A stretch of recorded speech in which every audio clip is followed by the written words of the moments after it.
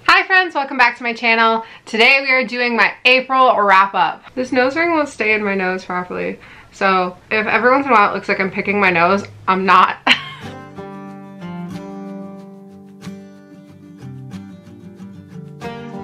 It's a little bit past the end of April, so I'm doing this video a little bit late, and I actually pushed another video that was supposed to come out today because I realized, oh shoot, I haven't done an April wrap up, and I would like to do one. For me, April started off very slow. It was a horrendous reading month. I really thought I was gonna read like no books in April, and then something changed in my brain and I read a bunch of books. I read a total of 5 books in April, and then I've read most of 3 other books. Just to get this out of the way, 2 of the books I read in April I received as review copies, and they have their own video coming out on Friday, so I'm not really gonna talk about them in this book other than to address that in this book? Is that what it is? In this video, other than to address that I did read them.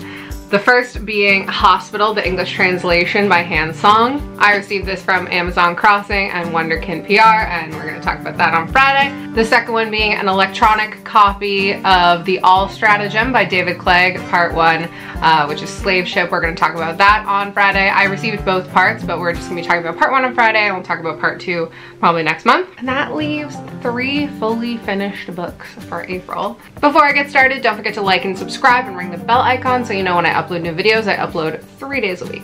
If you watched my April TBR video, you'll remember me saying that the first book I was going to read in April was to finish up something that I had started in March, and that was Godkiller by Hannah Kaner. I have this ARC copy from Harper Voyager. Yeah, I didn't finish it. I tried. I've been reading it. I'm still about halfway through. This is not a DNF. I'm not saying this is a DNF. It is really good, but I am a chronic mood reader, and for some reason, fantasy just wasn't my vibe for April. I couldn't do it. So I am still reading Godkiller. Obviously, I'll talk about it a lot more once I do complete it, but part of me thinks I might actually wait for the audiobook to come out, which is coming out in September. So this one might be pushed off for a while. A lot of people compared this to the Witcher series, and I definitely see it. She's a god killer, which essentially is a witcher for gods, if you know anything about the Witcher. So far, this book has a lot of queer representation, disability representation. It's very fun. This is an uncorrected proof, so there's a lot going on in the way of typos and weird structuring. I imagine those were fixed in the actual physical book that came out. I don't know if I'm ever gonna pick up the official version because I've got the ARC, so I don't need it. But I imagine that the extreme amount of typos that are in this book are not in the regular release.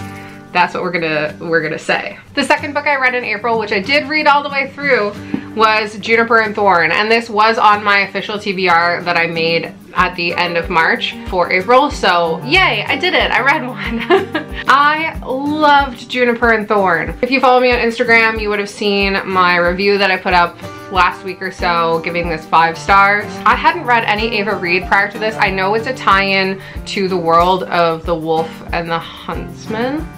Is that what it's called? I just was not in the mood for more like Little Red Riding Hood stuff when I originally picked these up.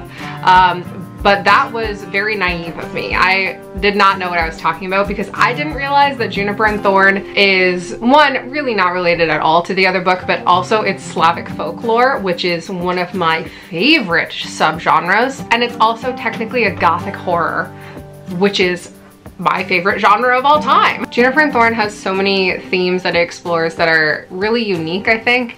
A lot of which actually really like hit home for me. So I would recommend checking out trigger warnings before reading this book because Ava Reid's prose is visceral and literal, and her metaphors are unbelievable, but they're also brutal. So if you have any kind of triggers, let's just say that. If you're triggered by literally anything at all, just check the list before diving into Juniper and Thorn, but otherwise, I promise you, you will love it. And you don't have to read The Wolf and the Huntsman. I haven't read it. I'm gonna read it now though, because Ava Reid might be my new favorite author. When I said I wasn't in the mood for fantasy in April, I used Juniper and Thorn as sort of a transition from fantasy into horror, and then I pretty much read exclusively horror for the rest of the month. So the next book that I read was Old Country by Matt Query and Harrison Query. Old Country is a folk horror set in Idaho, and it's actually based on a viral Reddit story, which is why I picked it up. I am absolutely obsessed with folk horror as well as like creepypastas basically. One of my favorite podcasts and YouTube channels is Mr. Ballin, and he covers a lot of similar style stories, which is basically like haunted and cursed wilderness, particularly in the American mountains. I'm not good at geography, especially American geography, but the west side of America has the mountains, and there's lots of spooky stuff that happens over there. I am also a big fan of the Missing 411 books by David Paulides. Those are true stories that he's collected. And so Old Country was very reminiscent of all of that, which is why I liked it. The story itself was creepy. It had the exact vibe I was looking for. It's a cursed ranch on indigenous land. Definitely awesome. I want to talk though very quickly about the ending. So spoiler alert, I'll put right here what you can skip to if you want to not hear what I'm going to say about the ending of this book. About halfway through, I started to really worry that this 20-something white couple that is the two POV perspectives were going to somehow solve the mystery of the curse that's been on this indigenous land, messing with the Shoshone and Bannock people for thousands of years, and even prior to them it's stated that this land has been cursed. And while the ending was left ambiguous, the main characters, Harry and Sasha, who like I said are 20-something, like early 30s, they've lived there for 6 months dealing with the curse. They try something no one's tried before, and they sort of break the curse, and it's like, huh, that feels a little problematic. I'm not going to get into it too much because I haven't really collected all of my thoughts on the book. I haven't written my full review yet. I think I would give it 3.5 stars. That might change when I write up my actual review. Some things happened that felt very out of character for the characters and the way they were written. But overall, I really did enjoy this book. And of course, I continued on my horror path immediately after finishing that. I was at the bookstore that I work at, and we got in The Salt Grows Heavy by Cassandra Khaw. This is a brand new release, and I saw it on the shelves in the store. I forgot it was even coming out, and I remembered I wanted it.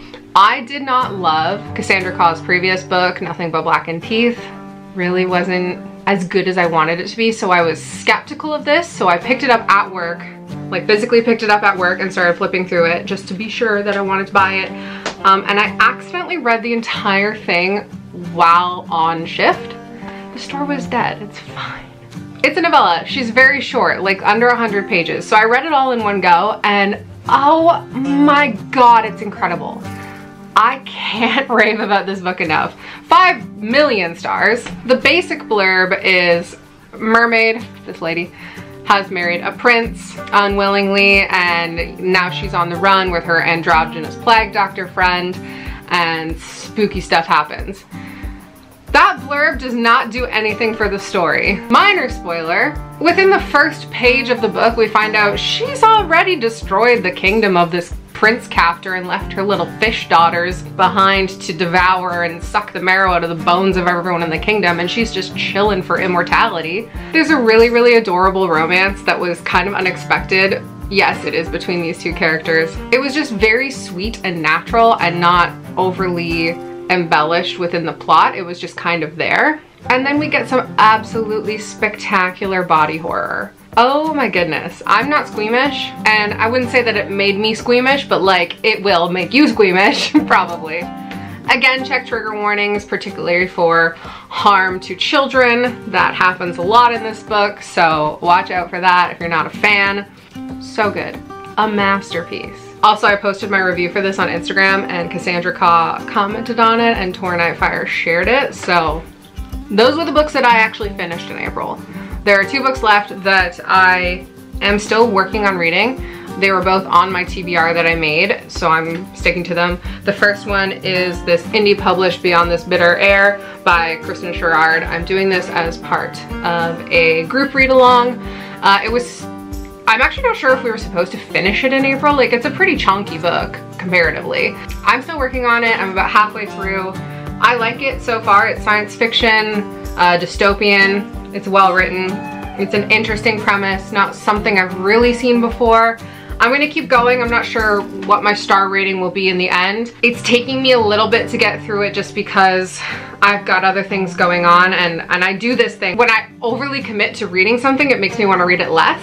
Like I said, I'm a mood reader. I will finish this. I said I would, and I have high hopes. I think it's gonna be good overall. It's just taking me a little bit.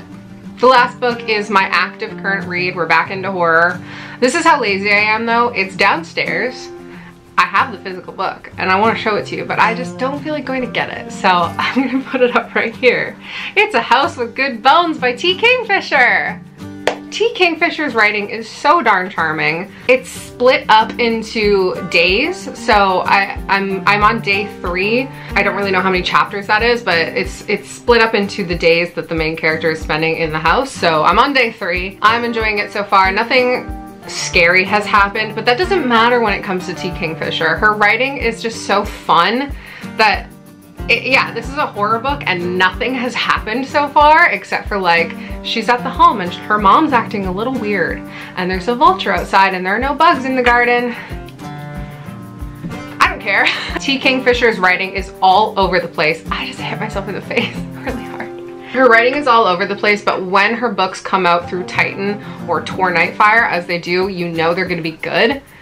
Some of her books that are published with others are like the not quite as good ones, and she's my favorite, so I'm not trash talking her. She is my favorite author, but you know, is what it is. Anyways, I have high hopes for A House with Good Bones. I'm actively reading it. I'm probably gonna go read it after this, and that's it. I've wrapped up April. I've already finished some books for May, so I'm excited to do my May wrap up. I didn't even do a May TBR, but I'm gonna do a May wrap up once May is wrapped up. Before I go, don't forget to like and subscribe and ring the bell icon so you know when I upload new videos. I upload 3 days a week. I love you guys. Goodbye.